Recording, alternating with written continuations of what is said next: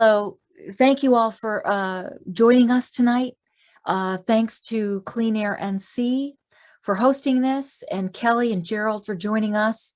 Thanks also to the Sierra Club, Dave Rogers and Will Harlan, and also friends and colleagues who helped make this presentation better, especially Kathy here from Apple. So Kathy Buckley, we sure appreciate it. Tonight we're going to be talking about energy justice. And as you have questions, as I just mentioned, please put them in the chat box, because about every 15 minutes, we're going to stop and address people's questions. So moving on here to slide 2. This is the third in a series of 6 sessions. And this one was titled Energy Justice, Why Has It Taken So Long? But as Kathy pointed out, why is it taking so long? Because we're obviously not there yet. And this is what this session aims to do, is to talk about energy justice in the various lenses, and then talk about how can we change the system so that it is more just. So next slide, please. Kelly, we're on slide 3. And so why has it taken so long? Why is it taking so long? And in a nutshell, it's because we've completely ignored the public health tragedies, the environmental degradation, and most of all, the frontline communities and the inequities of our current fossil fuel, monopoly electricity dominated system. So who exactly is ignoring these damages? Who is ignoring these that could actually do something about it? And that is the regulators. It's the regulators and the utilities. And as I'm going to say a couple times during this, it's not that the regulators have to come to a decision. It's that they need to ask the question. And so what I've seen in states around the country is that when the regulators ask these questions, what does environmental justice mean? What does energy justice mean? What are frontline communities going through? We start to have a discussion. And it's through those discussions that things change, because everybody knows, it's more than obvious what communities are being harmed by the environmental degradation of fossil fuels. And the rules that govern how regulators determine costs, they have to be changed, and they have to take into account the fact that there are so many damages from these fossil fuel plants. And they can no longer just tell us, well, we're only economic regulators. We don't look at environmental issues, because the economy is a subset of the environment and not the other way around, as we are learning day by day and watch the news. And this is frankly unfair and tragic. So let's dive in. Let's see what is going on and what we can do about it, most importantly. So slide 4, this is what we're going to look at this session. What is an environmental justice lens? What does that mean? What are North Carolina's unique environmental justice risks? And then what about health and environmental damages? What about who it is? Location, location, location. Who's getting harmed by fossil fuels and by these power plants and fracking and CAFOs and everything else? And then we're going to look at jobs in the economy. And that's a good news story, because we have the technology. The technologies that we need are going to give us lots of jobs, far, far more jobs than fossil fuels.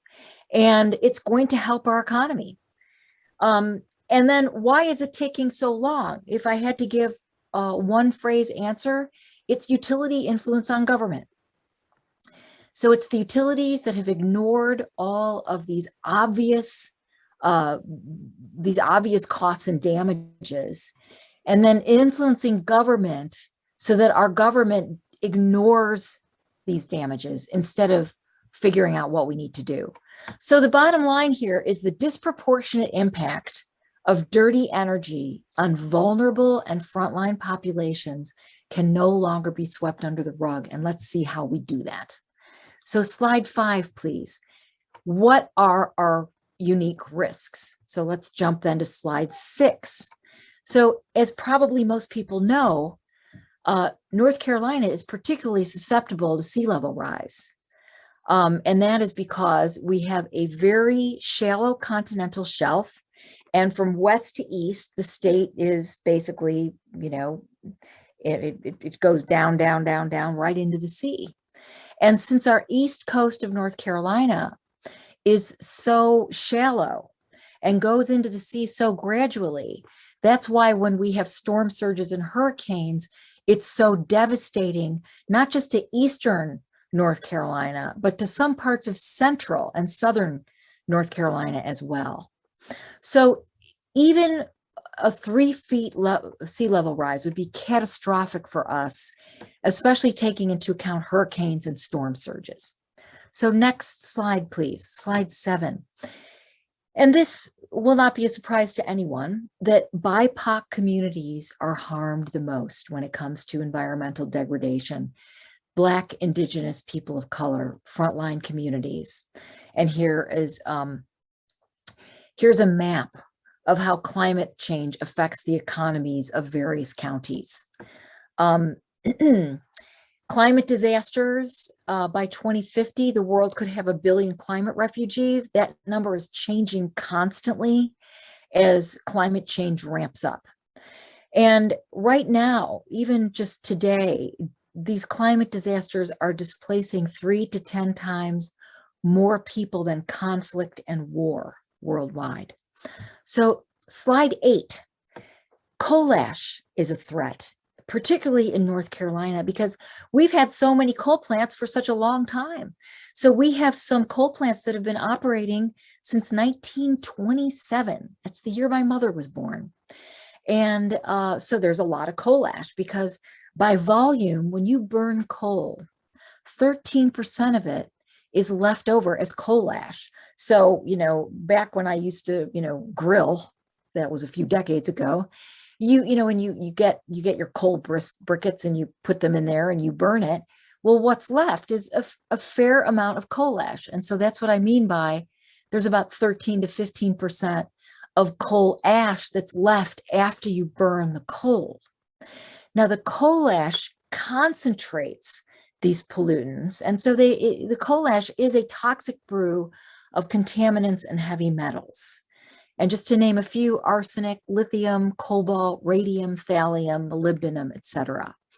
Now, what's happened recently is that as the EPA has looked at the fact that we are having more intense storms, our current flood maps underestimate the danger from heavier rains and floods. And so those are being changed. And if you go to those links that I've got here in slide 8, you'll see what some of the issues are and where those coal sites are. I also want to mention that coal ash is an example of, first the utility says, well, it doesn't exist. Coal ash, what coal ash? And then they say, well, gee, it's going to be too expensive and difficult to remediate. And then finally, they say, well, okay, so we have to remediate it, but who's going to pay for it? Not us. You're going to pay for it, customers. And so really, all of these coal ash cleanup costs should be included in the cost of energy, the Duke Energy, when they tell us what their energy costs, what it costs per kilowatt hour. They should include those. Okay, so the next slide, slide 9 here. North Carolina is unique, relatively unique. We're one of about 4 or 5 states that has a lot of animal husbandry. So in other words, we have 9.7 million pigs and hogs, about 10 million. We have 700 million chickens and fowl. And so as a result, we have thousands, about 3,300 waste lagoons. And unfortunately, when the hurricanes come, animals drown, those waste lagoons fill up, and the neighbors and everyone who lives close by is unfortunately inundated with animal waste. And in Hurricane Matthew, in 2016, millions of animals died in flooding. And then we also had a problem with Hurricane Florence in 2018. So slide 10, basically flooding is injustice because our frontline communities and our low-income communities are getting hit the hardest.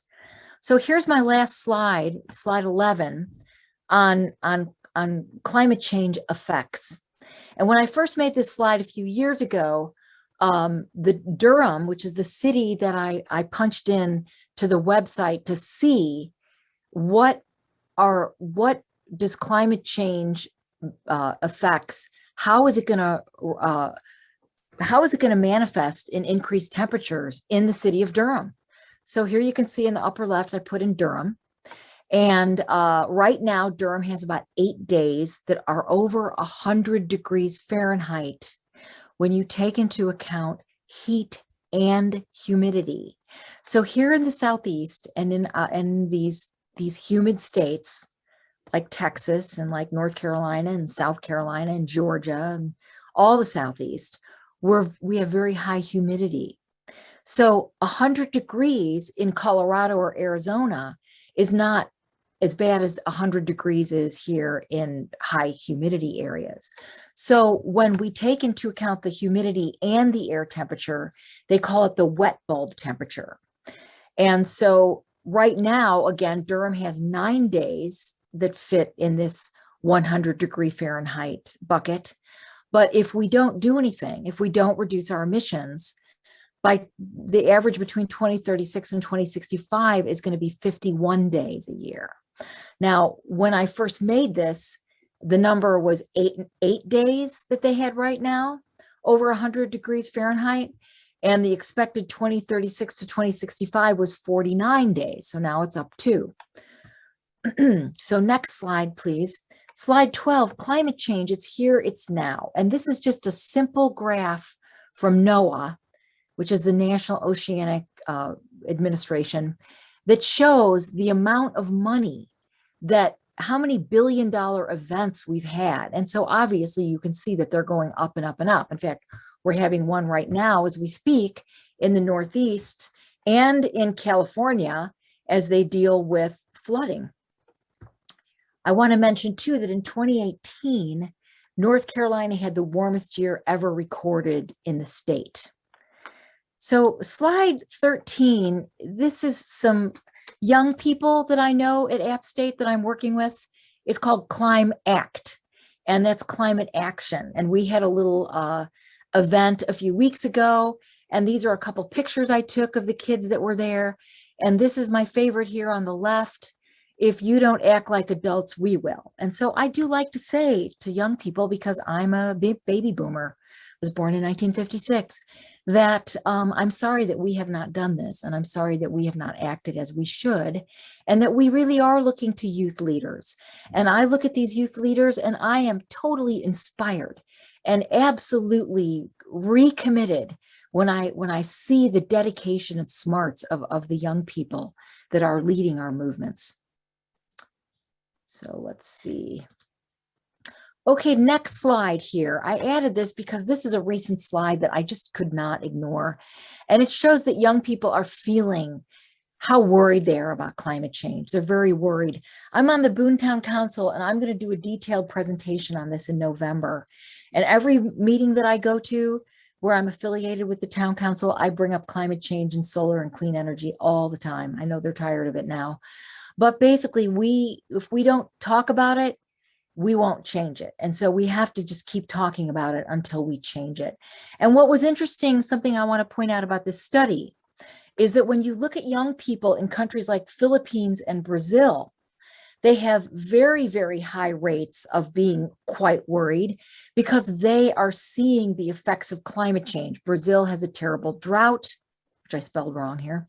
And the Philippines has also been hit by multiple hurricanes and typhoons. And so what you see is in these vulnerable countries, like the Philippines, like Brazil, their young people are even more worried than young people in the United States and the UK. So next slide, slide 15. Let's talk about this EJ lens, because the EJ lens is something that we have to implement. And it's perfectly reasonable and it's perfectly rational. Lots of different other states are doing it right now. But before we do that, Kathy, do we have any questions?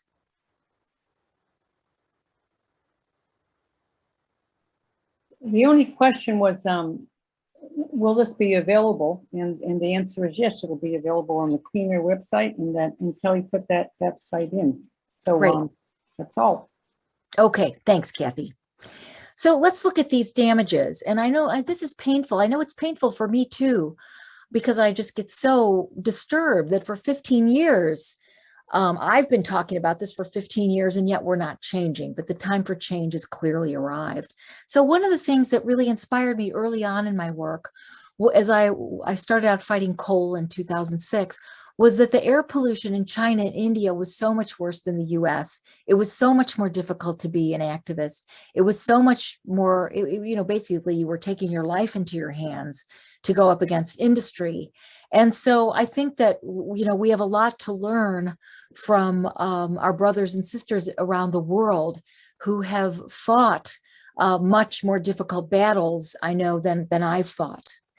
And at the bottom of this slide, slide 16, I linked to a 2017 Lancet study where they show in various countries how bad the pollution is and how many people it's harming and killing. So I want to mention something here too that is a bedrock of this presentation. And that is that clean energy technologies that are available today, right now, those technologies would cost far, far less than the health costs and the burden of air pollution and water pollution. So let me say this again.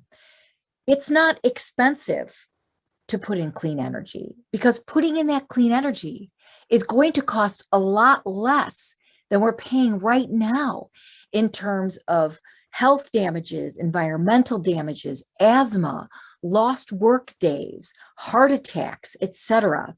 And to quote one of my favorite scientists from Duke University in Durham, Dr. Drew Shindell, who is an expert on methane, which is natural gas, fossil gas, says it would be unconscionable not to act on the clean energy transition, because this will save lives, and it will save lives of the most vulnerable people in our communities. So next slide, slide 17. I've got a link to Dr. Shindell's work, and he has been speaking out more and more over the years. And he's done some incredible numbers that have some credible research that has really some eye-popping numbers. For example, if we reduce fossil fuels over the next 50 years, we will avoid, in terms of healthcare, $37 trillion. In terms of deaths, $37 trillion. And that's because of the statistical value of a death, which is like $5 million. And then in avoided healthcare costs, $37 billion. Increased labor productivity, $75 billion. So basically $700 billion a year in benefits from improved health and labor alone. Now, I know all these numbers probably run in your head, but here's what I think when I look at $700 billion. The entire electricity industry in the United States, every single utility, everyone in every state, sells us about $400 billion worth of electricity every year. So if we change to clean energy, the benefits alone are almost double, which is $400 billion a year, the total sales, retail and wholesale sales of electricity. So we're talking numbers that really the benefits will be visible overnight in terms of avoided health costs. So let's go to the next slide here, slide 18. And I put this in last time, and I'm going to put it in every one of my presentations because fossil fuels are very inefficient. And it's hard for people to believe, you don't think about it. I mean, I've been driving a car since I was 16 years old. I'm 65. I never realized that those cars that I was driving were only 20 to 30% efficient. In other words, 70 to 80% of the fuel, the gasoline that I put in that car just as is lost as waste, heat, and pollution and climate change. So in other words, only 20 to 30% of that gasoline actually moves the car. Now, this is why electric vehicles make so much more sense. Two major reasons. One is 90 to 95% of the energy that I put in my electric vehicle, and I do have an electric vehicle, which I love. So 90 to 95% of the electricity that I put in that car actually goes to turn the wheels and run the car. That's a huge, huge difference from 20 to 30%. The other reason why electric vehicles are really going to take off is because you don't have all those moving parts. You don't have 2,000 moving parts where you need an oil change and you need a new alternator or a new regulator and you need to change the oil and you need to, no, you don't have any of that. Your maintenance costs are pretty much very, very low, close to zero, just like with solar, where you don't have those high operation and maintenance costs. It's much more efficient. It's much more efficient, so you don't have those costs. So I want to mention that power plants, if we look at this Sankey diagram, that's what it's called, from Lawrence Berkeley National Labs, and you look towards the top of that, see that orange box that says electricity? It's basically electricity generation. The orange is what work that actually runs the power plant. The gray is lost as heat and pollution and climate change. So power plants are slightly better than cars because they're about 35% efficient, the average power plant. Now, if you look at the very most efficient power plant, like a brand spanking new high-tech natural gas plant, they are 40 to 50% efficient. They might even get to be 60% efficient. We don't really have very many of those running in the United States. But I want to point something out that's fairly unique about Duke Energy in North Carolina. And I've got a link to this in the speaker's notes if you want to go see that, is that most of Duke Energy's current fossil gas plants were converted from coal. So in other words, they had a coal plant, they took the guts out, and then they stuck in guts for natural gas, and they brought in a pipeline for natural gas, sometimes spending hundreds of millions of dollars on that pipeline. And then they ran it as a natural gas plant instead of a coal plant. Here's the problem. When you take a coal plant and you change it to natural gas, you reduce the efficiency by about 3 to 5%. So instead of having a coal plant that's about 34% efficient, you have a coal plant converted to gas plant that's maybe 31 or 32 or even 30% efficient. And frankly, this is why what they call merchant generators like NTE Energy are building natural gas plants in North Carolina and beating Duke on price, because the plants that they're building are so much more efficient that they only use half as much fuel for the same amount of energy of kilowatt hours. So let's move on here to slide 19. And let's talk about measuring these health benefits. How do we measure the harms and the benefits? Well, we've started measuring the harms about 10 or 15 years ago. We started measuring the benefits maybe about 5 years ago. So what are these costs and benefits? Externalities. And what are externalities? Costs not included in the cost of goods. So as every young person today knows, no doubt, there's a lot of things that are not included in the cost of our goods, whether it's plastic or it's coal power. So basically, we're not taking into consideration, what are we going to do with these externalities? What are we going to do with this pollution? What are we going to do with all this plastic? What are we going to do with climate change and with asthma and with all of these costs that are not included? Well, we need to include them. That is the simple answer. So for power plants, that means coal ash, air pollution, water pollution, health effects, environmental damages, damages to frontline communities, and climate change. Asthma, heart attacks, lost productivity. Now, if you look at this slide here, you'll see that the EPA has a new tool. And from my viewpoint as an energy analyst, The wonderful thing about this tool is that it's very specific. They look at the health benefits of EE, which is energy efficiency, and RE, which is renewable energy, and specifically solar in the Northeast, and they even actually drill it down to the Carolinas. They merge North Carolina and South Carolina, and they look at our energy mix, and they say, hey, what if we, displaced X% of coal or X% of natural gas with solar or energy efficiency? How would that measure out? What would the monetized benefit be? Now that's kind of a weird word, monetized. What does that mean?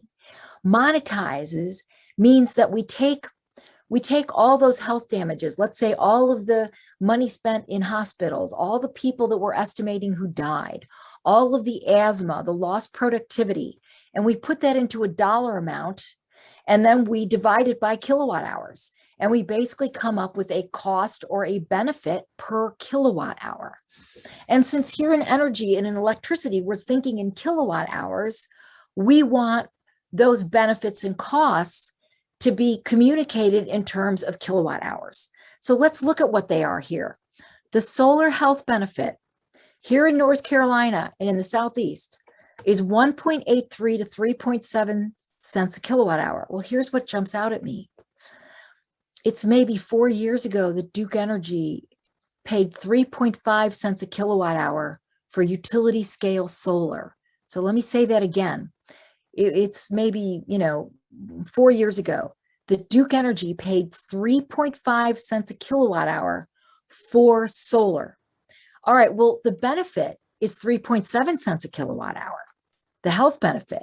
So basically, we're getting huge benefits from that solar that we're not even counting.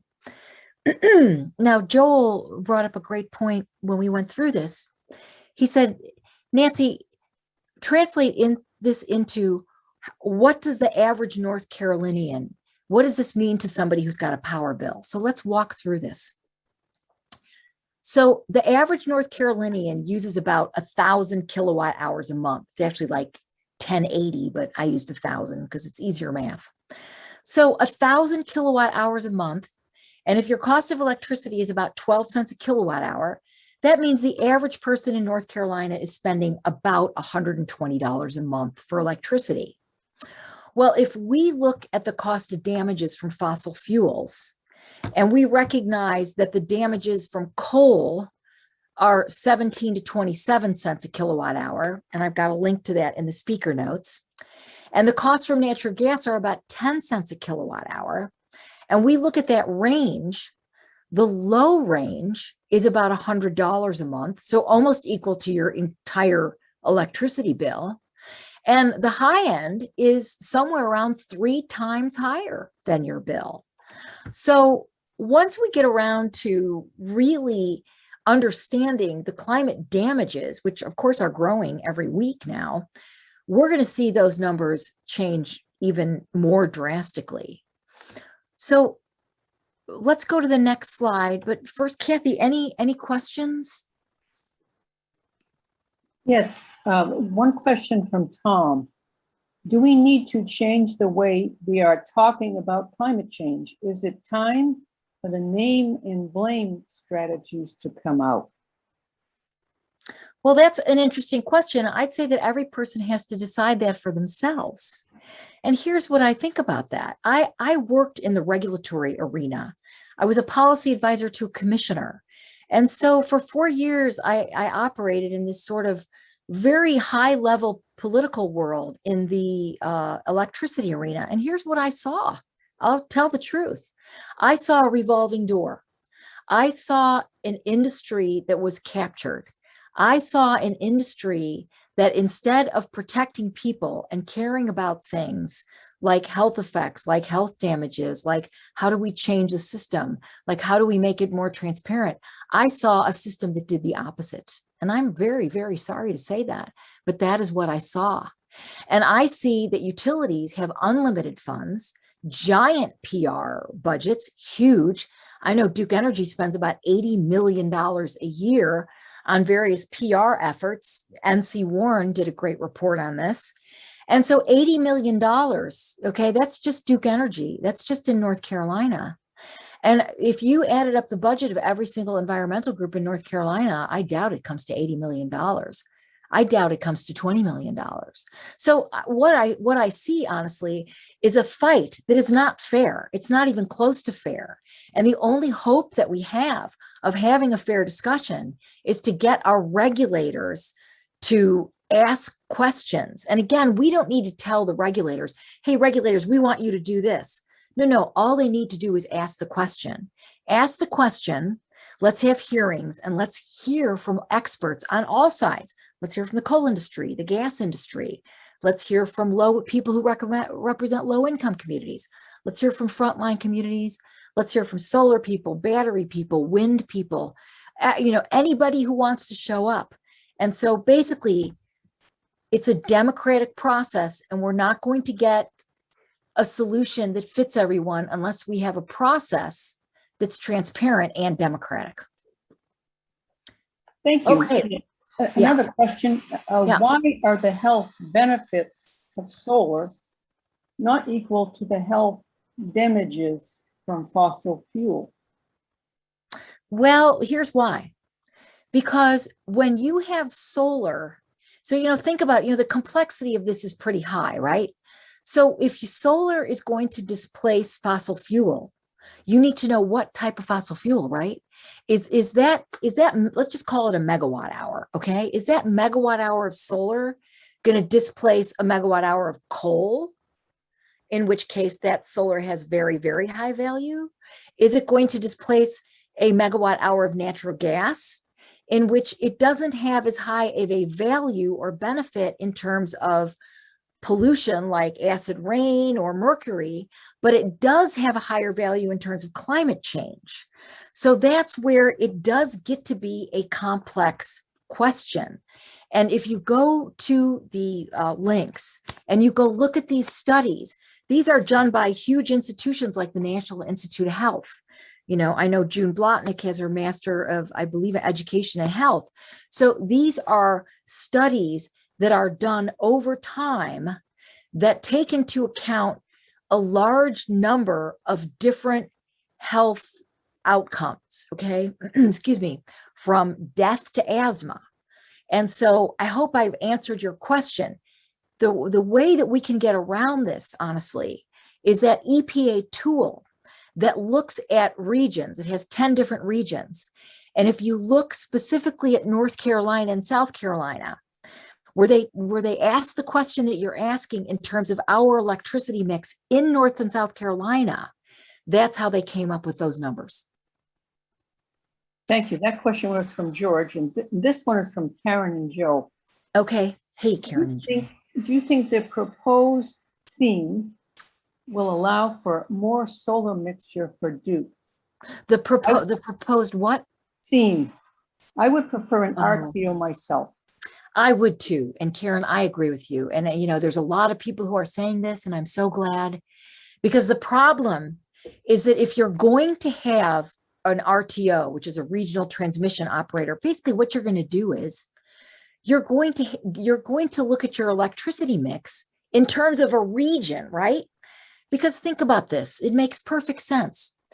If you have a larger geographic area with many different clean energy resources, lots of solar, lots of wind, maybe even some backup gas plants or hydro or whatever you've got, that system is going to be more resilient, and it's going to be able to accommodate more clean energy if it's a big area. They call it a balancing authority. If you're looking at multiple states and not just one state, right?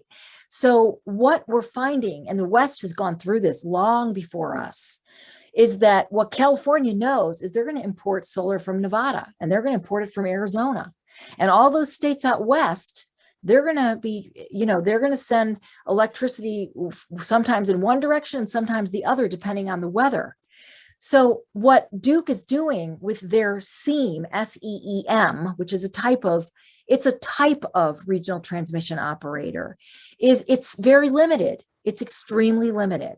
And if you limit it, and if you cut the transparency, And if you cut the participation, you're just cutting the effectiveness. That's what you're doing. And really they're doing this so that they can retain control. So any more questions, Kathy? That's it. Okay. All right. I'm going to skip up here to slide 21 and then go backwards because I think it's easier. So I found this digging around, and the link is in the speaker's notes. And it's Creative Commons. Someone took the Lazard numbers, and Lazard is a very, very well-known, well-respected energy analysis group. And every year, energy nerds wait anxiously for their LCOE study, levelized cost of electricity.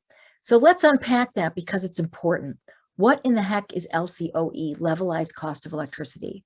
Well, it's electricity that's generated over the course of the power plant's lifetime. Okay, let's take a couple different scenarios and let's put yourself in the driver's seat. You own a solar system and you're going to build it somewhere, and you want to know, how much money am I going to make and how soon am I going to make it?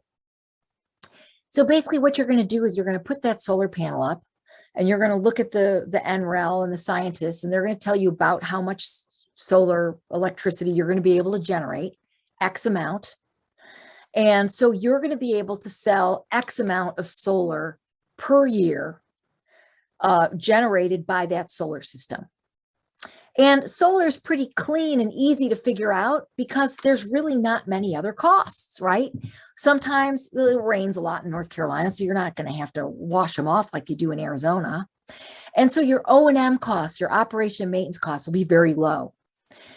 Well, let's take a gas plant, okay? And let's take this peaker that's at the top here, where it says gas and then peaker in parentheses.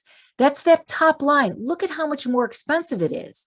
Well, why is it so much more expensive than the other gas plant and than anything else? And here's why. Because a gas peaker is a certain type of power plant that is a jet engine bolted to concrete. And basically, it was built that way so that it could respond immediately. So if a power plant goes down and they need power right now, they can turn on a peaker and it comes to life. It's just like a gas stove. But here's the problem. Gas peakers use huge amounts of gas, fossil gas, huge amounts, right? They're very, very inefficient. They burn a ton of natural gas relative to, look at the other natural gas plant there below it in the black with the dotted. Those type of plants, they're called combined cycle. They capture the waste heat. You can think of it as a power plant surrounded by a casing. And that casing captures the waste heat and recycles it so that you can use that waste heat instead of it just making the building hot. So basically, that gas peaker is expensive because it uses fuel. Okay, let's go back to the fuel. Well, do we know what fuel is going to cost? No, we have no idea what it's going to cost in a year. Who would have guessed that natural gas costs would have doubled like they did in the last 6 months? They doubled in the last 6 months. I've got a slide here coming up. And so when we say let's say that we're in charge of that gas peaker. So we want to tell the regulators, here's how much it's going to cost over the next 30 years. Well, 70 to 80 to 90% of the cost to run that plant is the gas. And we don't know what the gas is going to cost. So basically, we're just guessing. This is just a guess. This is just an educated guess. And here's why we have such a great argument for renewables against natural gas. Because the cost of fuel is very unpredictable. And in fact, it's extremely volatile, as we will look at. Okay, now let's look at the levelized cost of coal. So but the interesting thing about coal versus gas is coal is really, really dirty. It's also really, really cheap. So you can buy the fuel cheap, but then taking care of what happens with the fuel is very expensive. I want to mention something about coal that really shocked me when I learned this. It was really enlightening, and it's kind of unbelievable, really, is that if you have a pound of coal, and that coal it can range anywhere from 60 to 90% pure carbon. The purest coal in this country, which was mined out years ago, is called anthracite. And it was almost 100% pure carbon. So it just burned hot. Well, we don't have that anymore. The coal that we're using is dirtier and dirtier and dirtier. So you've got this coal, and coal has a weird property that when you burn it, the amount of CO2 that it generates is between 3 and 4 times the weight of the coal. Now, we don't really understand that very well because it's going up into the atmosphere, but it's there. And that is why it has such a terrible warming effect, because it's floating around in the atmosphere, but it's 3 or 4 times the weight of the initial coal. And so that's why coal is it's a very, very odd thing that it's so reactive like that. It creates so much CO2, creates a lot of warming. So let's go backwards to slide 20 here. And I want to talk for a little bit about the cost and benefits, again, of these various types of energy. So you can see that on the left here, I've got the source: coal, natural gas combined cycle, natural gas peaker, nuclear, solar, and wind, and the cost to generate 1 kilowatt hour. So of course, that doesn't include the costs, that doesn't include the benefits or the harms. So this is just simply the cost to generate. I want to give you an example too of just how crazy all this is, really. Arizona, where I lived and worked for 27 years and worked on solar. Solar right now, there right now is 2 cents a kilowatt hour. It's about 2 cents, unbelievably cheap. And yet the state is 25% coal, and they're only 7% solar.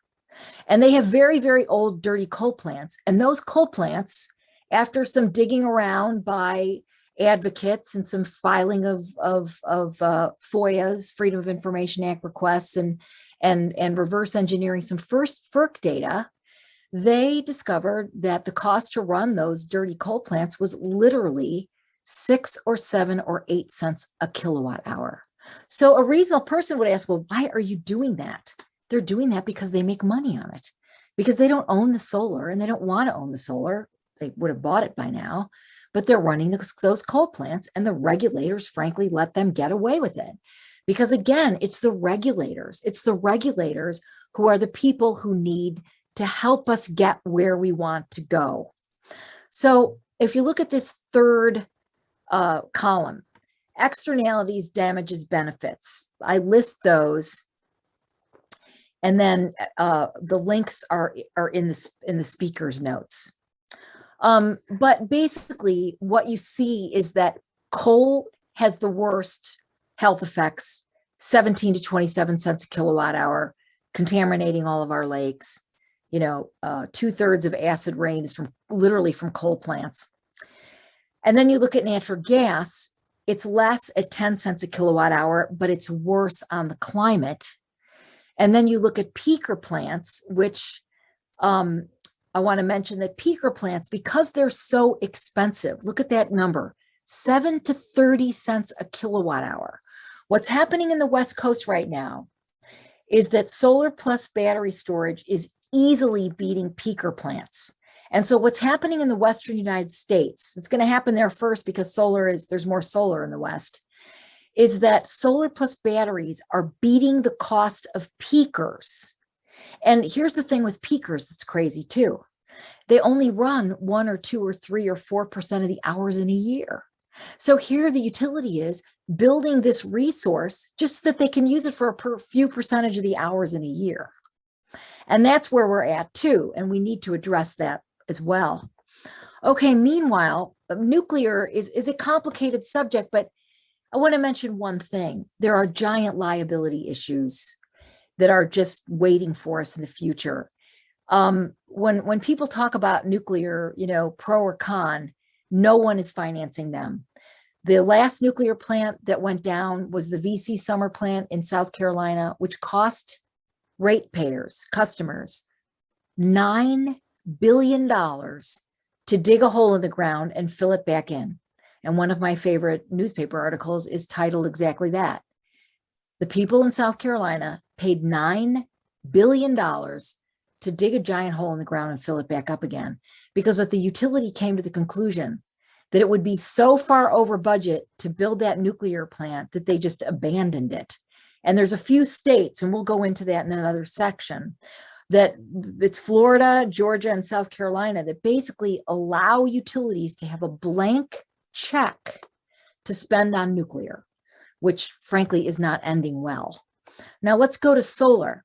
We have no water use, no air or water pollution. Of course, there are some environmental externalities. Of course, it's terrible that China is probably polluting the water from solar panels, and there's human rights violations. Of course, those things are awful. They're painful to anyone who cares about humanity. But when you look at the total cost of solar and the benefits far outweigh the costs, and the same with wind. I also want to mention that there are states, we're gonna look into that are counting those benefits. So let's skip a slide here and go to slide 22. And then I want to mention something here's that, all the frontline communities know this: location, location, location. Let's look at slide 23. And this is an article from not very long ago, within the last, let's see, was this the month? Yeah, 2021. Disadvantaged communities in the US are enduring the worst consequences of a climate crisis, as any frontline community person has known for their whole life, as extreme weather conditions continue to exacerbate existing social and racial inequalities. Now, the beautiful thing, at least about this, is it's in a paper called The Hill, which members of Congress read.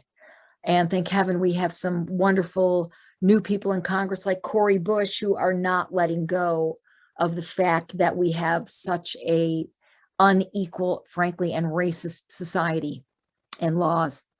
So let's go to the next slide here, slide 24. And I like to show this to people because the white right there, it looks like a break in the trees, but it's not. It's natural gas venting.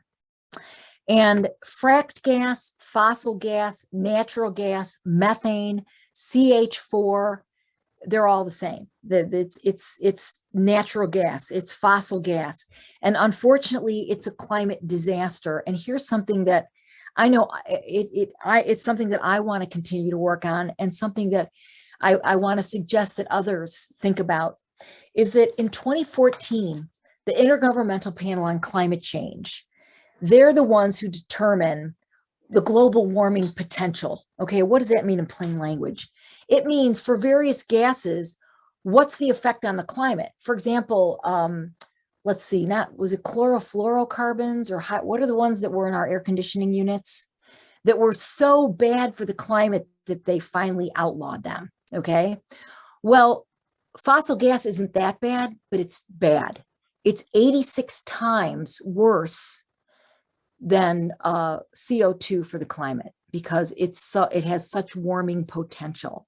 Now, in 2014, the IPCC published this in their 4th assessment. And yet the EPA, which is now run by Michael Regan, who's from North Carolina, refuses to recognize that. And instead, they use previous IPCC reports where it shows that fossil gas is only 25 times worse. And so if we use the numbers that the IPCC is using, we would have even more arguments against natural gas. So let's go next slide here, 25. The harms from fracking. This should, surprise exactly no one. This is a Rolling Stone article from a couple years ago.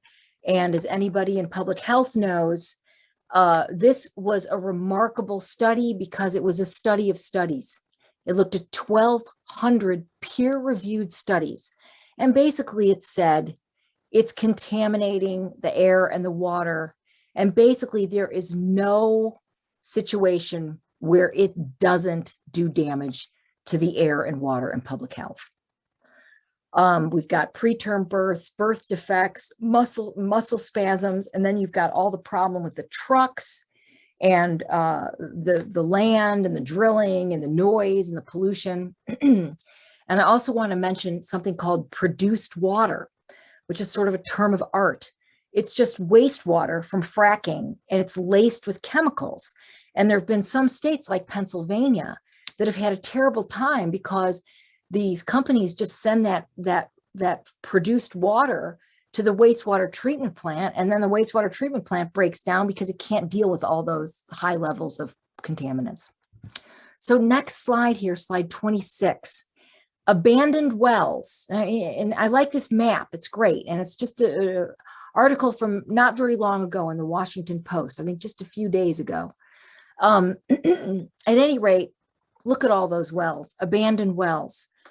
We have, they estimate, it could have as many as 3.4 million abandoned wells, and approximately 4.3 million people of color and 550,000 children younger than 5 live within 1 mile of those. So of the 9 million Americans who live within 1 mile of orphaned wells, over half are children and people of color. So this is a tragedy, of course, that must be changed. So next slide, 27. I love to throw this in because, you know, the people in North Carolina stopped this pipeline, and that is a wonderful, beautiful thing. And in fact, it's interesting to see that they started it at an initial cost of about $5 billion, but the final estimate was about $8 billion. And that plant, that pipeline was supposed to bring frack gas from the very mountainous areas of West Virginia through Virginia and then to North Carolina. And there were even, there was a lot of talk about how they wanted to go into South Carolina too, but it's gone now. So let's go to the next slide here, which I just wanted to put this in here to remind people, slide 28, of our electricity mix in the US. So again, fossil gas is going up, up, up. Coal is going down, down, down. Unfortunately, instead of replacing that coal with renewable energy, we replaced it with fossil gas. So now we have to fight like heck to get more clean energy. So next slide, 29, is North Carolina and South Carolina's energy mix. And you could see that we're at least 7.2% solar, which is way, way better than most states. But still, we can do better. And unfortunately, you can see Florida, the Sunshine State, has a huge amount of frack gas. And, you know, one of the reasons why, honestly, is because they get the natural gas piped in from the Gulf Coast, right? So it just comes right in on that pipeline. And so basically those utilities, they chose to do natural gas. And so Florida is very, very much at risk from not just from climate change, but also because they spend staggering amounts of money buying natural gas. So when you consider that we are, you know, it says 34% natural gas. Well, they're double us. So when that cost of natural gas goes up, they're really going to be in trouble. And as Kathy pointed out to me, reminded me that we import all of our coal and natural gas, all of it, right? None of it's here, made here, or dug up or produced here. And the cost of pipelines, transportation, health and environmental damages, again, are not counted. So let's go to the next slide here, slide 30, where we'll talk about the cost of natural gas. So this is a slide from 1976 to April 09. And I'm sorry, I don't have a slide from 09 to just a year ago. So I'll have to tell you about that. But you can see back in 1976, natural gas, they call it the wellhead price. The wellhead is where they produce the natural gas. About $2 a million BTU. So just about $2. And then it went up, hit about 6, came back down again. And over the next couple of decades, it basically bounced around until the early 2000s, when it took a couple of leaps. And those leaps were exacerbated by hurricanes. So almost every one of those is a hurricane. And I want to point out 2 of them. October 05 there, it's kind of almost above October 05. That's Katrina, Hurricane Katrina. That was, I'm sorry, the next one, right before April 09. That's Katrina. The one before that, when there was a spike around 2008, that was when oil was $147 a barrel and natural gas hit $13 a million BTU. So let's just think about these numbers, okay, in terms of numbers, forget the BTUs. So it was $2 a million BTU for a pretty long time. Everybody went to sleep, right? I was asleep too. And then we had some hurricanes hit and the cost of natural gas started kicking in. And then when they started retiring coal in earnest, starting around 2005, 6, 7, 8, something like that, and they started using more natural gas, the prices became much more volatile. So let's go to the next slide here, slide 31. And this is just from a few days ago. So what is a natural gas future? What does that mean? Well, it means that you're buying the gas so you can lock in the future price. And in the last 6 months, the cost of natural gas doubled. It doubled from basically $2.50 a million BTU to $5.87. So, you know, it almost tripled, but it's going up. And here's the interesting thing to me, and I spent years on natural gas, years studying reserves, supplies, writing testimony for experts like David Hughes.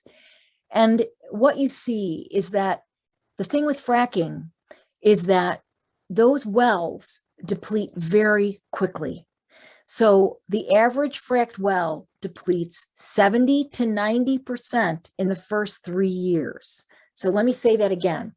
The average fracked well in the United States depletes 70 to 90% in the first 3 years. So what does that mean? You have to keep drilling and drilling and drilling and drilling. And so they call it the Red Queen syndrome. You have to run faster and faster just to stay in place, right? And so then the other issue is leakage.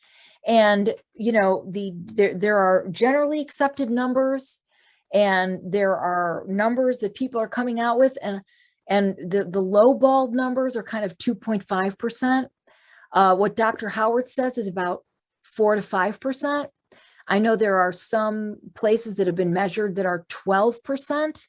And the problem right now with measuring methane is there's a disconnect between the people who are measuring down on the ground, what's coming out of the pipe, let's go measure, and the people who are up in the air, in the atmosphere, measuring the parts per billion in the atmosphere. So that's a whole other long story on its own. But the bottom line is that we are doing more work and we have more sophisticated equipment so that we can reconcile those differences. Now, the other thing that's worth mentioning with leaks is that industry could easily plug those leaks and use the gas, but they won't do it. So let's go to slide 32.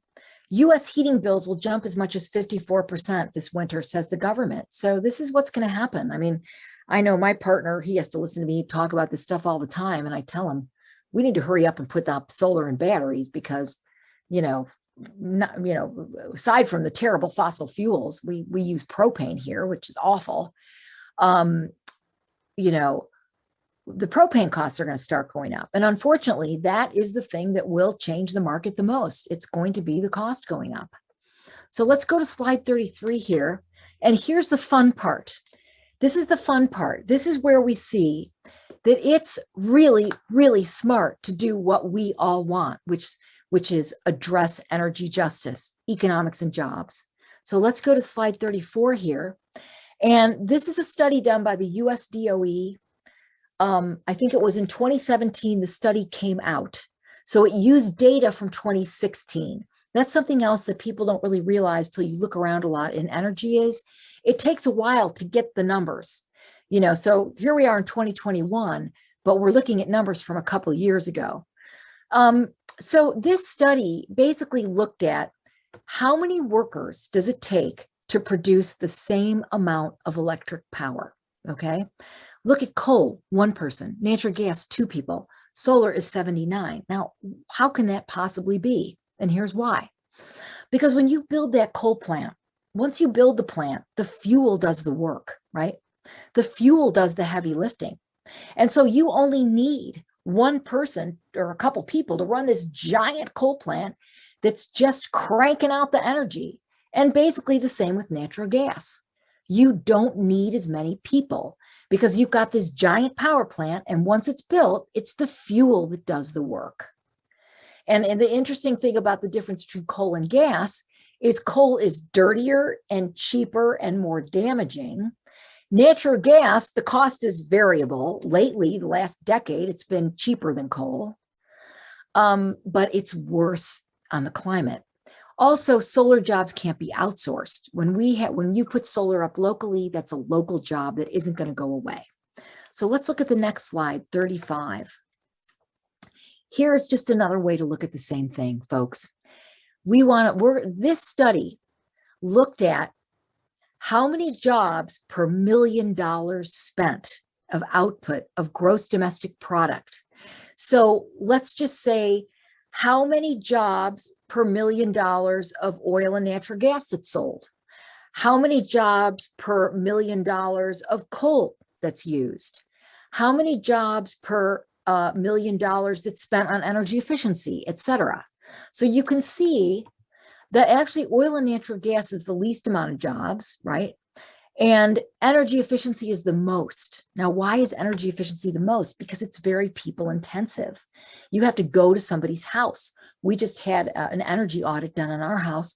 And basically when they go up in the roof and they put in that insulation, it's a lot of work and it's expensive. And we're not going to see that payback for a long time, actually, but it's worth doing. Now, energy efficiency, I want to mention a program in England that a friend told me about. And that's where you train groups of people who go house to house. And one person is an expert on windows. One person is an expert on ducts. Another person is an expert on window film. You know, how do you cut solar gain if you've got west facing or south facing windows? Another person is an expert on using the tool where you can see where all the leaks are in your house. Or another person is an expert on caulking windows. So you can see how you could develop an expertise and a team expertise that's pretty exciting. So this, no matter how you measure it, clean energy is more jobs. So the next slide, and Kathy pointed this out to me. I'm sorry, it's really hard to see one of those lines that says financials. I've got a sort of a bluish arrow there going that goes, it's down on the left and up on the right. So this, I heard Kevin Phillips, a writer, do a presentation on this a long time ago, actually. It must have been 08 or something, from the Association for the Study of Peak Oil Conference. It was really pretty wild conference. Peak oil conferences are pretty interesting. And basically, here's the point that Kevin Phillips was making. We went from a society and an economy, let's say, that in the 50s and 60s was between 50 and 60% manufacturing, making stuff, down to 10% now. In fact, in the 90s, the United States was the world leader on making solar panels. But then Japan and Germany took our technology and took over, and then eventually China. So what did grow? Well, look at that very faint line. I'm sorry, again, look at the blue arrow. Basically, financial services increased from less than 10% of our economy in the 50s and 60s to 50% today. So basically what that means is we're making money on money. We're making money betting. We're making money on real estate, on insurance, on hedge funds, on stuff like that. So we need to make stuff, and we can make solar stuff, and we can make batteries, and we can make electric vehicles, and we can make, you know, we can displace plastic. We can make that stuff too. So let's go to the next slide here, slide 37. And this part I love too, because we can answer this with a wonderful question, a wonderful answer. Are any states counting the costs of pollution and injustice? Yes. So slide 38, this is from Minnesota. Minnesota passed this law in like 2014, I think it was. It was a wonderful law. And basically what they did was they said, hey, we want to know what the value of solar is. Everybody's fighting about it. So we're going to take it out of the hands of the PUC. We're going to take it out of the hands of the regulators, take it out of the hands of even the advocates. And we're going to give it to the Minnesota Department of Commerce, as you can see on the slide in the upper right. So, hey, Minnesota Department of Commerce, you guys deal in this stuff all the time. You tell us, what is the value of a solar kilowatt hour? And this is what they came up with. And so let's just look at the big sections here, okay? The dark green, the light blue, and the dark red. And let's go through what those are. So basically, they came up with the number that avoided environmental costs, because you're using clean energy, right, was worth, that looks like to me about 2 cents a kilowatt hour. It's about 2 cents a kilowatt hour. Now, remember from our previous slides that, you know, sometimes the cost of pollution is 30 cents a kilowatt hour, 27 to 30 for coal. But they were very conservative, and they came up with a value of around 2 cents a kilowatt hour, value that solar was adding because it does not have environmental damages. So let's look at the light blue, avoided generating capacity costs. Like, what in the heck is this? And this is worth understanding. Basically, this means they didn't have to build a power plant. They avoided the cost of building a new power plant. And I want to mention something else that all of us who advocate for clean energy and climate action should know, is that when clean energy goes in, it's very modular, okay? You could put in 100 megawatts or 10 megawatts or 5 megawatts or 3 megawatts or 500 megawatts. But when you're putting in a natural gas plant, because that's where we are really, forget coal, new, forget nuclear, new. We're talking about natural gas. When you put in a natural gas plant, it's going to be 500 megawatts, right? And I love these terms of art that people come up with. And the term is lumpy. It's a lumpy resource, because Duke Energy only needs 100 megawatts next year, but instead they're going to build a 500 megawatt plant. And so basically, for a few years, they're going to have way too much energy that we're paying for. So that avoided generation capacity is very important, because as we become more nuanced and more knowledgeable in the benefits of clean energy, we're going to find that the locational value of solar has huge benefits. We're going to find it's not just all of these avoided costs here that we're seeing here. It's other things too. And then let's look at the bottom. Look at that red, avoided fuel cost. This is where you get a sense of just how huge fuel is, the cost of fuel. And what's interesting to me, having done this work now for a few years, is that if you would have made that slide and you would just make that avoided fuel cost only coal, the fuel would be tiny, but the environmental damages would be huge. But they have a mix of resources of coal and natural gas and nuclear in Minnesota. And even still, fuel is a huge, huge part of the added value of solar. So let's go to the next slide here, 39.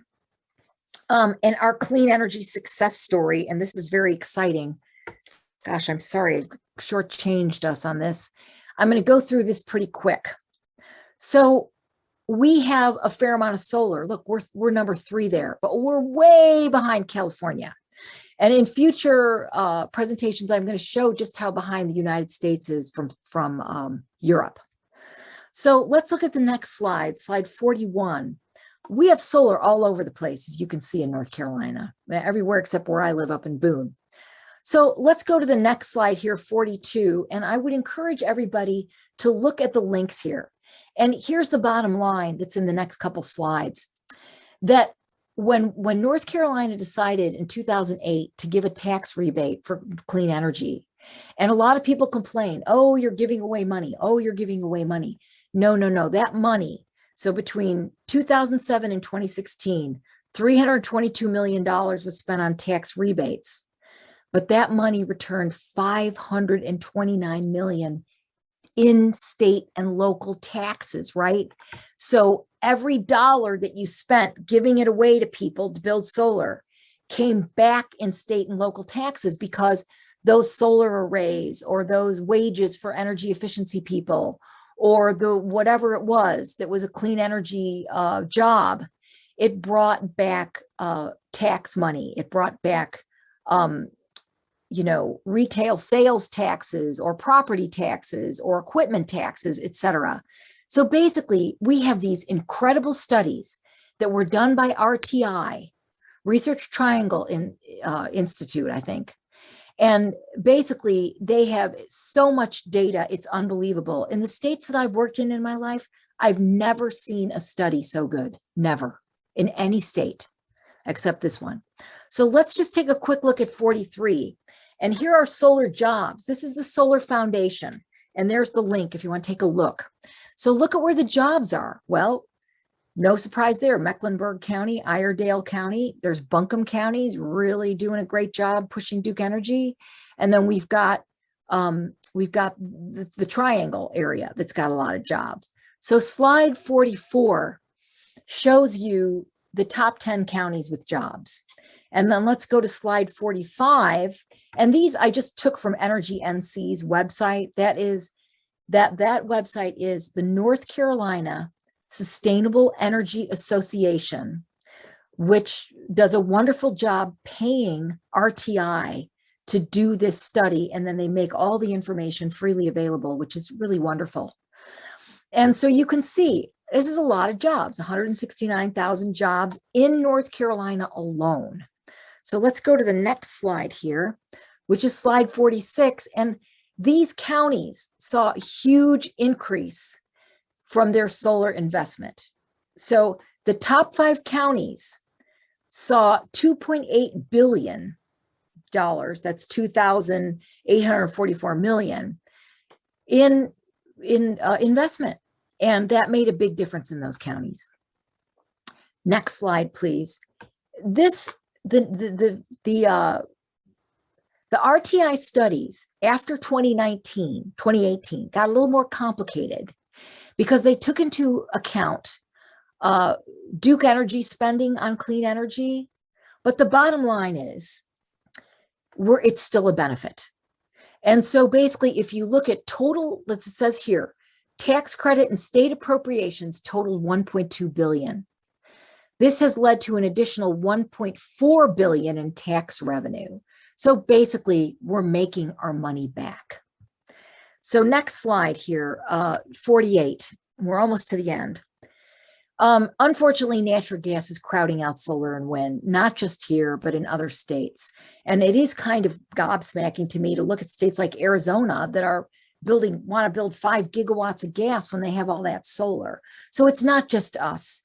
We are fighting a battle that we are on the right side of history. We are on the right side of our children and our grandchildren. And so basically what we're looking for is to do the right thing. And it's unfortunate that the utilities are fighting us so much. I want to mention something else that, these power plants are expected to run for a long time, right? 30 years. So when Duke Energy converts another coal plant that's already 50 years old or 60 years old to natural gas, they're expecting that thing to run for another 30 years. And so if it doesn't run, if the cost of natural gas is too expensive, who's going to get stuck with the stranded assets is us. And as my friend Kathy likes to point out, in 2016, North Carolina spent over $1 billion each on natural gas and coal. So next slide, please. This is what we want. Here is what we want. We want regulators and we want the NCGA, the legislature, to take into account energy justice. It must be a part of all decisions. Now, the NCUC could do this now. I want to say this again. They could just call for a hearing. In Colorado, if you look at the hearings that they're having at the PUC in Colorado, they have hearings all the time. They say, okay, let's hear from everybody about net metering, or let's hear from everybody about oil and gas operations or setbacks for natural gas fracking machines. So basically, this can be done. And if we're going to start, we have to start with the discussion. And I would hope, and I will ask, I've asked the NCUC myself to include these externalities in the costs, or to at least address the question, and let's have a discussion and see what the people of North Carolina want. Because the costs of clean energy are way, way, way, way, way down, and we need to count the benefits. And again, what do we need? We need transparency and process and inclusiveness. And I'm going to jump the next slide, Gerald, and just go all the way to the end here, because I want to end on time. And thank the Sierra Club, and thank Clean Air NC, and Kelly, and Andrew, and Kathy, and Sally, and all the people who've helped so much. It's been a real pleasure to do this work. And I appreciate all of you paying attention and caring and getting involved at this critical time. So I'm going to go to gallery so I can see people. And thank you all for attending. We have quite a few questions, and thank you so much. I think we could perhaps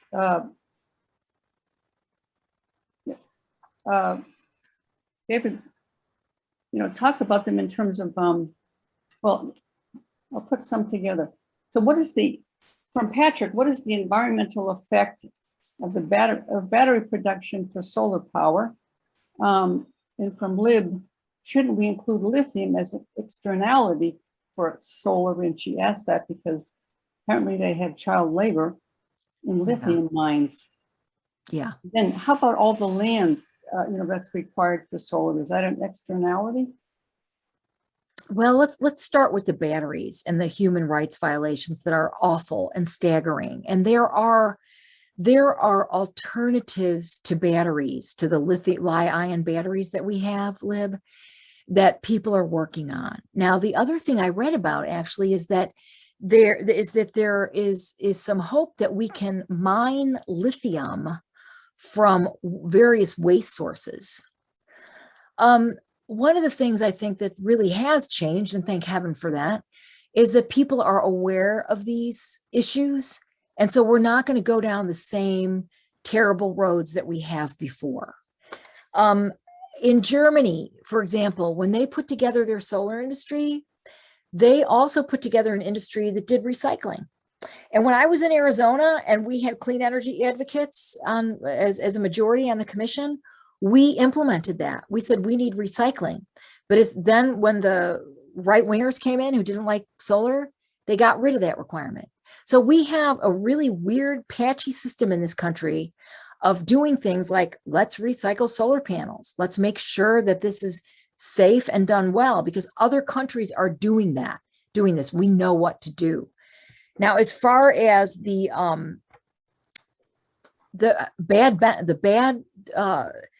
terrible things from lithium, we need to keep working on that. There is no energy source that is 100% great. There just isn't one.